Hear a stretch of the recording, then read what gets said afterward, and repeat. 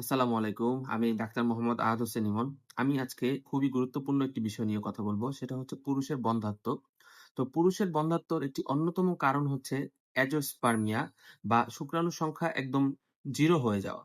শুক্রাণুর সংখ্যা যখন কমে যায় তখন সেটাকে আমরা বলি হচ্ছে অলিগোস্পার্মিয়া।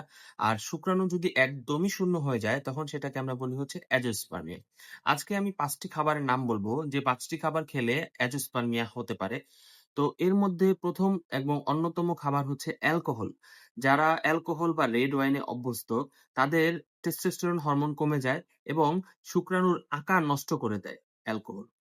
এছাড়াও ২ নাম্বারে আছে হচ্ছে চিনি বা সুগার। এই হোয়াইট সুগার বা চিনি এটা আমাদের শুক্রাণুর কার্যক্ষমতা কমিয়ে দেয়। এছাড়া আছে হলো ফ্যাটি ফুড যেটাকে আমরা বলি হচ্ছে আ প্রচুর পরিমাণে চর্বিযুক্ত খাবার। এইটাও শুক্রাণুর প্রোডাকশন বা শুক্রাণু তৈরির যে ক্ষমতা সেটা কমিয়ে দেয়। ৪ নম্বরে যে খাবারটি রয়েছে সেটি হচ্ছে ভাজা তেল বা অতিরিক্ত তৈলাক্ত যে খাবার, এটা শুক্রাণুর সংখ্যা কমিয়ে দেয়। ৫ নম্বরে আমি যে খাবারটির কথা বলব সেটা হচ্ছে সংরক্ষিত মাংস। মানে মাংসকে আমাদের এখন প্রসেস করে অনেকদিন ফ্রোজেন করে রেখে দেওয়া হয়। এই সংরক্ষিত মাংস এটাও আমাদের শুক্রাণুর কার্যক্ষমতা কমায়, শুক্রাণুর সংখ্যাও কমায়।